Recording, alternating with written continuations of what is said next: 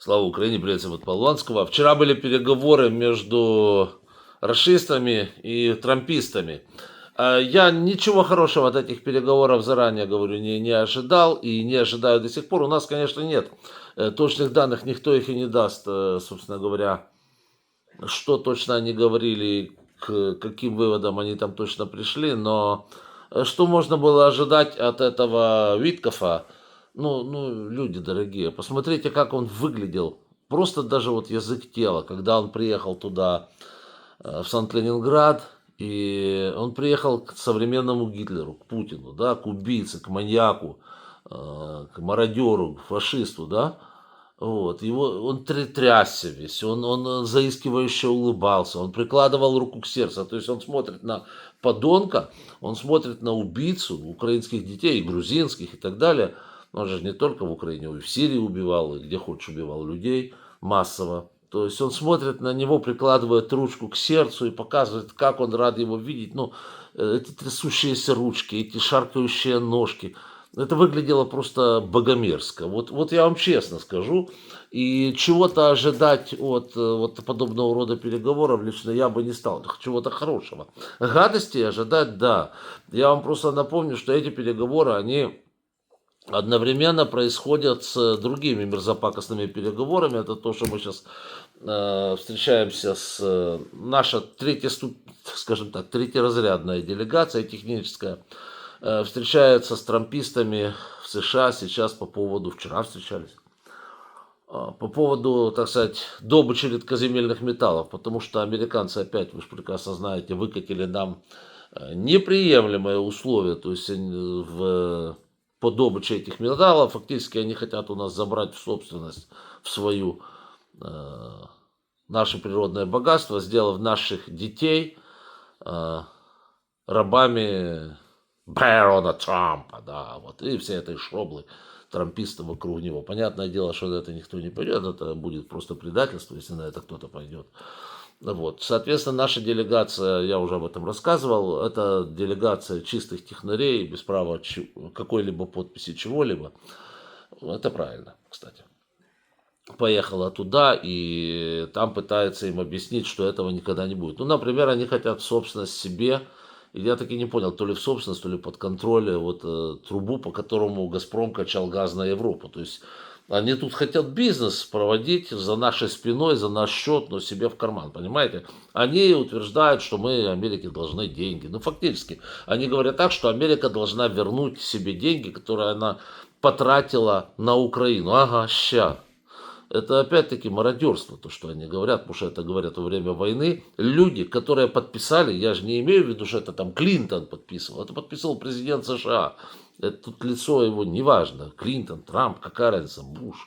Это президент Соединенных Штатов Америки. Он подписал гарантию, он подписал меморандум, приходит следующее чмо и требует деньги у нас.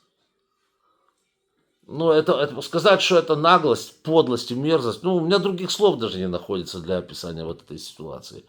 Вот, поэтому, поскольку эти двое переговоров идут одновременно, то ничего хорошего я не жду ни от тех, ни от других.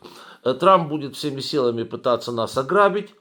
Вот, это с одной стороны, там, где экономика. А с другой стороны, он будет пытаться нас максимально быстро слить, потому что ничего хорошего он к нам не испытывает. Я вчера уже об этом говорил, в принципе. Это были переговоры тех, кто нас ненавидит и хочет убить. Это имеется в виду Путин и его шобла. И переговоры тех, кто нас отчаянно не любит. Вот. И, собственно говоря, чего-то хорошего ждать от подобного рода переговоров абсолютно не приходится, друзья мои. То есть мерзость, да и все. Ну, скажем так, переговоры шли очень долго. Да, там интересно, еще один момент. Рисовали вчера карту. Рисовали карту, которую предложил другой переговорщик от Трампа, генерал Киллогг, якобы с разделением Украины. Но там не совсем это разделение Украины, он, кстати, опроверг то, что это разделение Украины и так далее. Сам же Киллогг и опроверг. Он нарисовал карту, где он просто показал размещение войск в случае заключения перемирия между путинской Рашкой и Украиной. Значит, он там выделил красным скажите мне, ныне оккупированные области,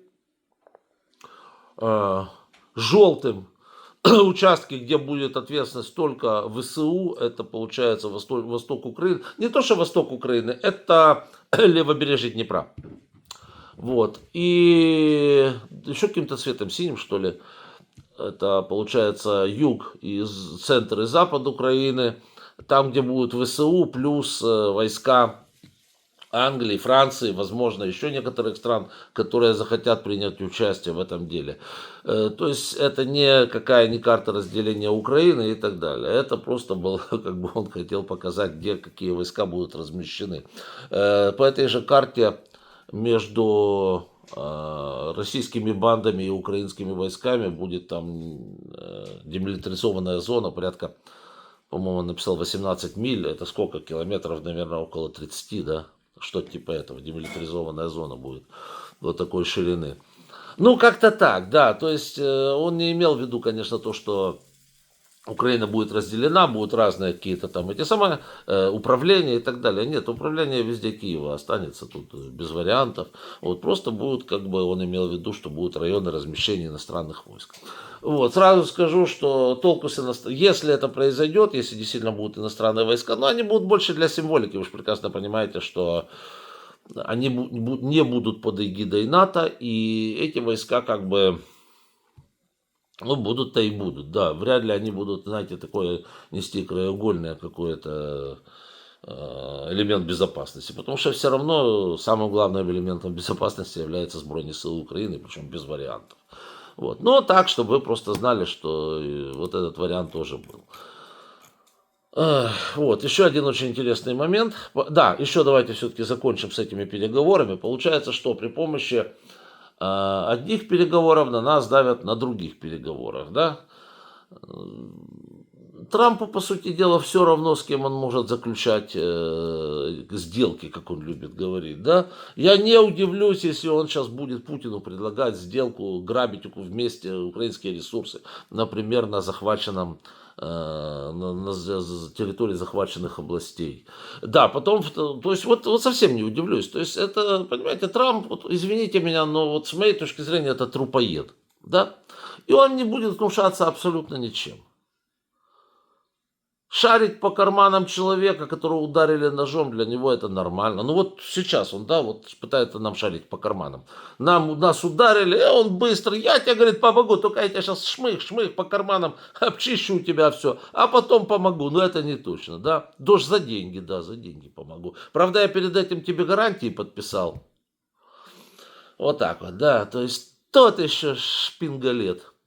Да, то есть, ребята, надо... Квинтэссенция этого всего дела. Надо держаться от Трампа и его шоблы подальше, точно так же, как и от Путина. К большому сожалению, видите, оказалось, что Америка избрала того, кого она избрала. Это дело Америки. Вот. Ну, а наше дело от них держаться от этой шоблы подальше. Я вам скажу почему. Каких-то рычагов воздействия на Украину у него нет. Вообще нет. Они нам больше не помогают. Они ни в каком виде. Эти самые старлинки уже есть чем заменить. Что они нам могут нагадить? Разведданные, ну таких предоставят другие, это не вопрос. Оружие уже предоставляют другие, с оружием помогают. С экономикой то же самое. Так а нафиг вы нам нужны? Чего мы будем с вами что-то подписывать? Вы кто вообще такие? Вы жулики с большой дороги, которые хотят ограбить того, кто дерется за собственную жизнь. Это и все. Вот кто вы есть.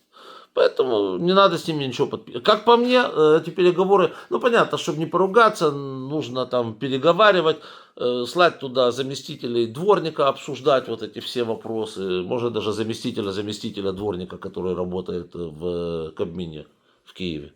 Вот, ну и все. И все, и больше никаких вариантов. Пускай эти переговоры будут вечно.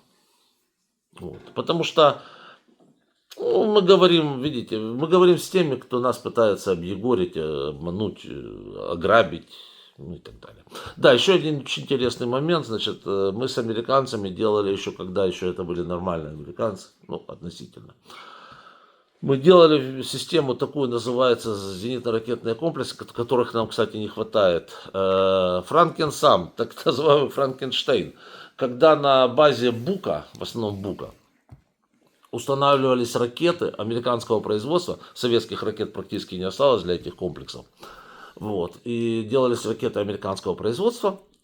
Ну вот их нужно было скоординировать с БУКом, с тем, чтобы они могли работать. И сделали это, и успешно работают по тем же шахедам, по крылатым ракетам работают. Они могут работать и по авиации, но авиация сейчас с рашистов не залетает в зону деятельности этих Франкенштейнов. Да, так вот, что хорошо, что мы получили полную документацию по вот этим вот по этим комплексам и сможем их делать сами. Вот это крайне важно. Да, да. Еще один момент по поводу ПВО. Есть уже договор с немцами, есть договор с норвегами о том, что мы будем производить некие системы ПВО здесь в Украине вместе. Что там точно не указывается, но дай бог, как говорится, дай бог стрелять и Вовка съест, и если это произойдет, то это уже будет замечательно. И у нас будет, как говорится, современная, я думаю, абсолютно уверен, современное ПВО. И да, еще я по поводу Старлинков сказал одну вещь.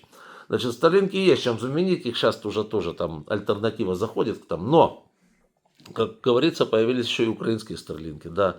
У нас появилась компания, которая подготовила, сейчас уже оттестировали, я так понял, свои собственные аналоги Старлинков, и она в состоянии там выпускать от 1000, по-моему, до 2000 подобных пепелацев в месяц. Так что вот этот вот шантаж еще и старлинками, ну, он очень скоро будет абсолютно не актуален, потому что, ну, слишком много альтернатив уже появилось. И, как говорится, ну, перекроют нам старлинки, оплаченные, кстати, поляками, англичанами, еще кем-то.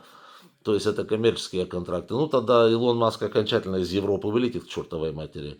Вот, с волчьим билетом уже. Ну, а мы будем пользоваться альтернативной связью, которая у нас, слава богу, уже есть.